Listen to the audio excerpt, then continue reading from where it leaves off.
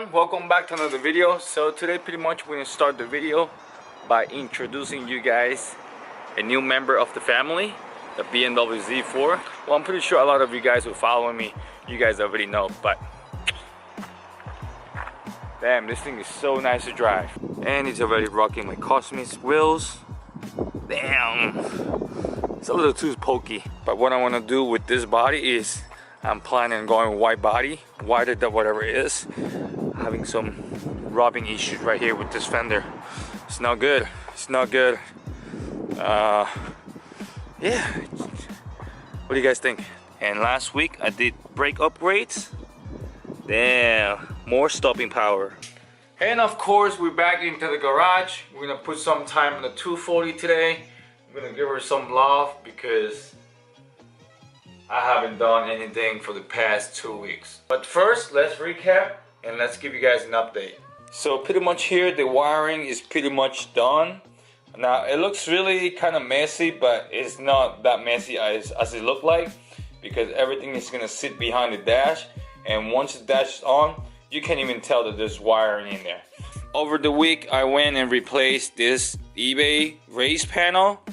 I mean, don't get me wrong, I like parts, but sometimes eBay parts, they're the quality is kind of cheap. So I went and I upgraded to this jig raised panel. The quality of this is really good. It's more legit. It's built up for racing and whatnot. I always choose something that, you know, it could last us a little longer, especially if you're gonna be on the track or on the road. You don't really want anything to happen, you know. So this is a great upgrade. I love the look, how it looked like. This is a push start button as well. I already tested out from my previous video. I just transferred everything that was over here to this new one. It looks very nice though. I wanted to upgrade into a arc raised panel, but hey, it's too much money, man. It's going out of budget. Alright, so coming up to the front of the motor. Woo. There we go. So I upgraded to some Grady pulleys. This is the power steering pulley, that's the alternator, and unfortunately, here's the water pump. What happened is, because I'm running a 2JZ water pump, this only fit the JZX100 water pump. So I don't know, I just probably gonna keep this and have this around maybe for another motor, or I'm gonna look for a 1JZ water pump and put that in.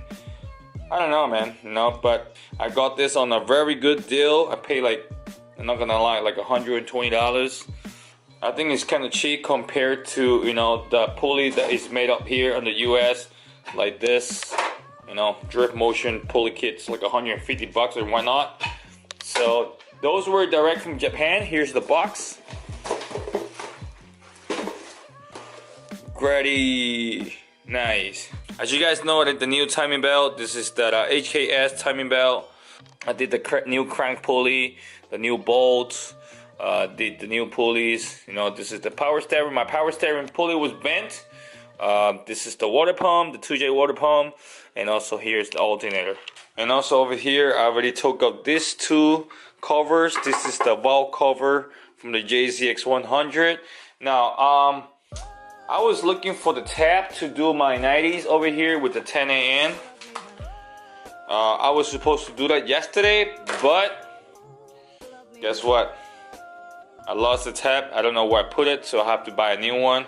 I guess I'm just waiting now so I could just drill this, tap it, and start running my AN lines for my oil catch can. So as you can see, everything is out.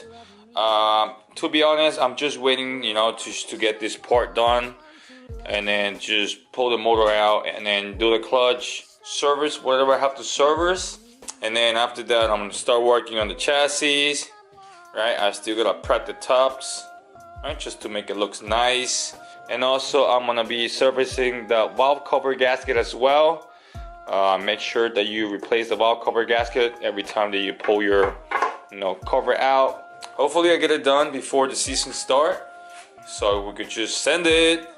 You guys know from Kevin S13, he's caging his car right now at home. Believe it or not, I'm kind of itching about it too. I kind of want to do my cage as well. Now the only thing what is stopping me is Look at the space that I have. I'm lacking space in here, and remember that I told you guys, whatever I do in here, like if I spray something, I light up something, that go up there, and I probably again, you know, commit a homicide, killing my grandma. So I wish I could have a garage, you know, just to do a bigger project. But look at that space that I have. It's very limited.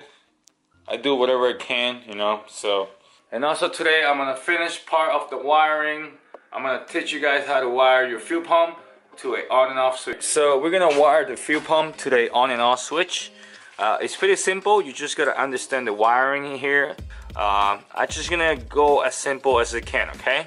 So here's the back of the car. This is the trunk. You guys know, 240s. Alright, so we're gonna be working on this plug over here. This is where the fuel pump is connected, right? Now we're not gonna be dealing with any wiring on this side. We're gonna deal with the wire on this side. Now the only wire that we're gonna be working on is this black and yellow wire, right? That is on the first pin here at the top, and also this black wire over here. This is ground. Okay, we could just leave it here. If you guys want, you can bring it to the front as well, but in my case, I'm just gonna leave everything as it is right over here. I already have this cut out because I want to show you guys something.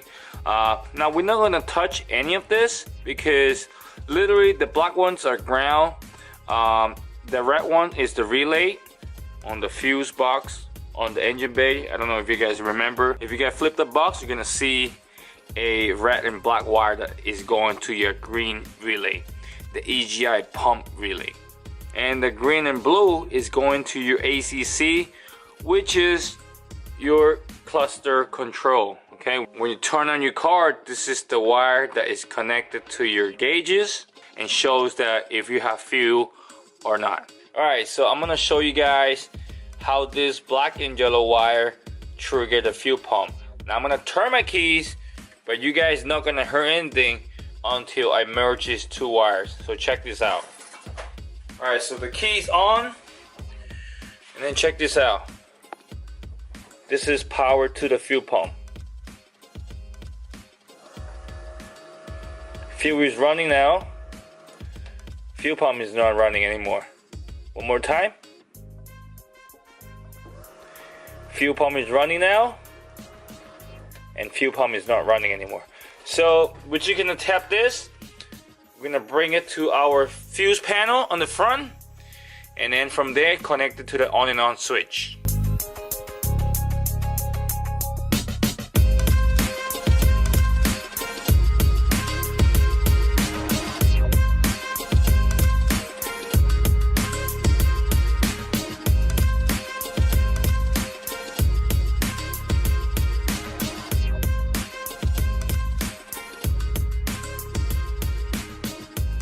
And then after that, everything is pretty simple.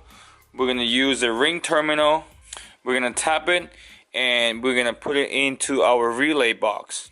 So we're gonna use, actually, we got fans, we got gauges, we got fans. We're gonna use number 3 for our fuel pump. All right, so pretty much I connected my fuel pump to my relay on the yellow wire. If you guys remember from the previous video, the yellow wire is right onto my ACC, which is your fan, your fuel pump, your gauges, or anything like that. And the white wire is going to be your turn on and off switch. And now we're going to create a wire, right, that's going to connect into our switch from the relay number 3. Alright, so I got everything wired up over here. I gave it a 30 amp fuse. That's what the fuel pumps run. And also I wired up the fuel pump onto the race panel. The fuel pump should fire up once I flip this switch on.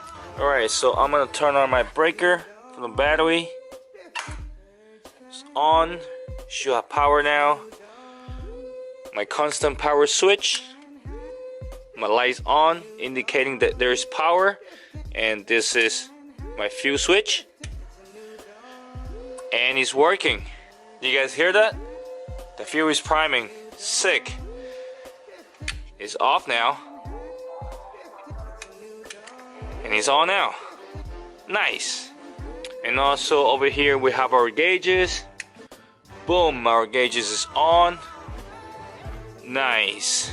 Alright, so now a quick tutorial if you guys want to hardwire a fuel pump into a relay. This is independently without a fuse panel like this one, right? I'm going to explain with the wiring is a lot easier this way. So black, okay, is going to go into your fuel pump ground. Okay, we're not going to use the red one.